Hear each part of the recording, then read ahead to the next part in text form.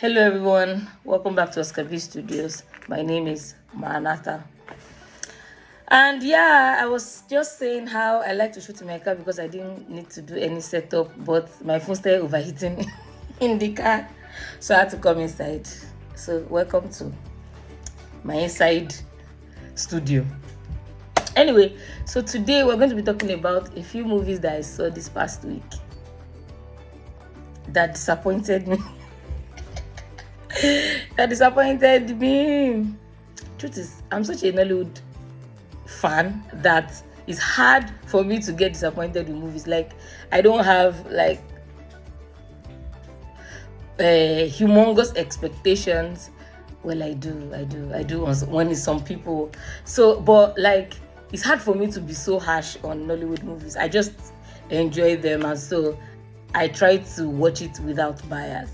But I saw a couple of movies this week that almost triggered me, and we'll just be examining them, just talking about why I did not enjoy them as much as I thought I would. So as usual, please like, share, subscribe, and if you want to know more what to watch, if you want recommendations on the best movies, the best series, where to check them out too, this is the place to be. B.Studios got you now. I got you all. Just check my other videos, you see recommendations of what to watch, and on easy, like with places with easy access. So it's not just Netflix or Prime. There are movies on YouTube that I've also recommended. So make sure you check out my other videos. Without further ado, let's go into the movies that pissed me off this past week. The very first one, oh my god, I don't like calling things out. I always feel bad. But the first one is Here Love Lies on Netflix. Hey, I feel bad saying this. I was on my own, living my best life. Then my roommate said, hey girl. I said, what's up? She was like, have you seen this movie? I say, they don't bring new movie outside. I say, yes, it's on Netflix. I said, I've not seen it too. And I said, that is on Netflix too. So when I go home now, just waiting for the day we'll be able to watch it too. And then the opportunity arose. And disappointed I was. Wow. Let me tell you, this movie started out so good. Movie started up like amazingly. Like, we had a very nice cast. The way it started was deep. The what's it called? The picture quality was amazing. In fact, Tope Ocean, who is usually a director or producer, starred in this movie. I was so excited because she was also a producer on this project. When I saw her, I'm like, oh my god. I didn't know that she was into acting, and her acting was brilliant. Like, I loved it. And so we started we watched the film. They go, there's family dynamics, and then they showed like a few years later. So I was expecting that maybe to be her navigating the issues she had with her family, and then maybe finding love, because the name of the movie, if you remember, is Here Love Lies. But no, that's not what happened. This film had, like, it was so many, it had potential. Yeah, that's the word. It had a huge potential to be an amazing, one of my favorite romances of 2023 to date. But was it? Nah, fam, it wasn't. Because by the time we finished watching this film, it became something else. So let me just tell you a quick breakdown of what I liked and what I did not like in this movie. What did I like? I loved the picture quality. Cinematography was, the edits, the picture quality, the camera angles, amazing. What did I like again? I like the cast individually. Now, putting them in the movie, I don't know. But I like the cast individually. What else did I enjoy? I liked where they were heading with the romance at first. I enjoyed it. In fact, my stomach, somersaults were happening. Yes. So those are the three things I liked. Now, what did I not like? Everything else. Oh my god, I feel so bad because I hardly have negative things to say. And even if I do, I try to make up excuses, but this one, it really pained me. That's why I have to talk about it. The movie, I'm sorry, felt disjointed. It's like 3 different movies that they just coupled. Or it was like they shot one, shot the middle, and then shot the end. Then somebody just assembled it, and then they put it out in production. It didn't seem like something that was supposed to be part of the same movie. The beginning started family dynamics. Oh, she was a young girl that got pregnant. Her father was upset with her and cursed her and disowned her. Beautiful. The middle, it was now her years later with her child trying to navigate love. It made sense where they were coming from, going to the middle. So I was thinking maybe she's trying to navigate forgiving her family and then finding love. We were going, the next thing. I started seeing another thing. Kidnapper entered the motor. I'm like, what's going on? Kidnapper entered the matter. The story felt disjointed to me. This movie did not know the genre it belonged to. It did not know whether it was romance, it was thriller, or it was horror. It did not know. And it pained me so much because if they had done 3 different movies from this one movie, it would have been an amazing, like 3 movies that will be blockbusters that I would recommend for you people to watch. But they don't do it. They put the 3 in one.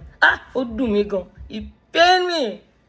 It pained me because all I wanted was just a beautiful romance because the name was Here Love Lies. So I thought maybe she's going to arrive at the bed where her love is going to be. But no, they took love away from her.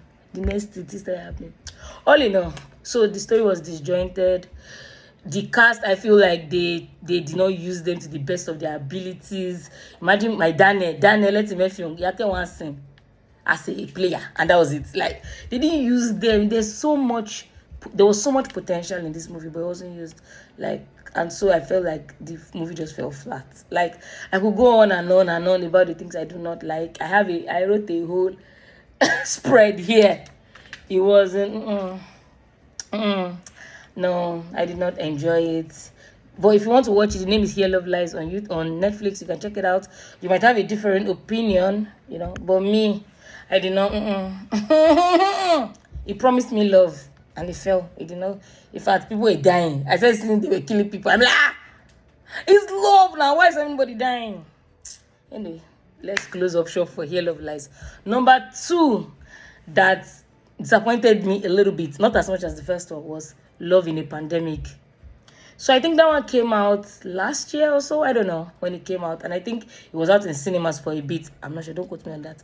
But we were privileged to watch it in the diaspora on Amazon Prime. I was privileged to watch it yesterday on Amazon Prime. And let me tell you something about me. I live for cringy, cheesy, cliche romance. Like, I don't need complicated romance. Just give me boy meets gay, yes, gay, out, gay saying no, you chase, you catch her. I will eat it. They rush am. I love it. I'm very easy to please when it comes to doing romance. But for some reason, this movie just fell flat. I was struggling. I was waiting for, butterflies in my belly. I didn't have one single one I didn't have. It felt like there was no chemistry between the 2 leads. And what upset me was because the picture quality was so good. Trust anything that's coming from Ant Hill. Like, just trust that they know what they are doing. And A.K. Mason was the director, producer. I'm not very sure, but it was an A.K. Mason film. So he's pretty good. He was on that DOD, Day of Destiny. And I really liked that one. But this was just like, this is easy romance. Easy. But I was struggling. It's like me that can have chemistry with Stick was struggling to have chemistry with Nancy. Like, I'm like, why? I've seen the 2 of them in the movie before and their chemistry was better than this. I don't know if people understand what I'm saying, but dear for me. And it really pained me because I was so excited to get something to cleanse my palate after that first movie was stressing my life. But it was not. Well, I would say that their individual acting was pretty good. They acted very well individually. Yeah, picture quality, like I said, was very good. Yeah. And what again? I don't know. Maybe I would have appreciated it more if it was right after the pandemic. Maybe. I don't know. Maybe because 2 years have passed and we can't really relate to those type of things anymore. I don't know. Maybe that's one of the things that made it fall flat for me. But it was overall, I just think that it was very low on that romance factor. And that was the basis of it was a romantic drama or romance drama. It was not a romantic comedy because it was not funny. So it was like romance, and I was hoping that it would like be all those kind of slow burn type of romance because it was like it didn't meet there for me. I would say maybe it was like 6/10 for me. Yeah, it could have been a lot better. Yeah. The third one, but I'll still recommend, you can still check it out. It's Love in a Pandemic and it's on Amazon Prime. The third one is Ile Owo. I think it's Ile Owo because it's House of Money. It's not Ile Owo, it's Ile Owo. So this one, so many people had the reviews, have their own take on this movie. People did not really like it. They say it's nonsense, that they wasted their money, they wasted their data to watch it. But I beg to differ. It's not like my best watch. It's not like, oh, rush and go and watch it. But I don't think it was bad. Like the way people have been describing it on, and all the reviews I've been seeing, I don't think it was bad. I think it was okay. For what it was a movie on like ritualism.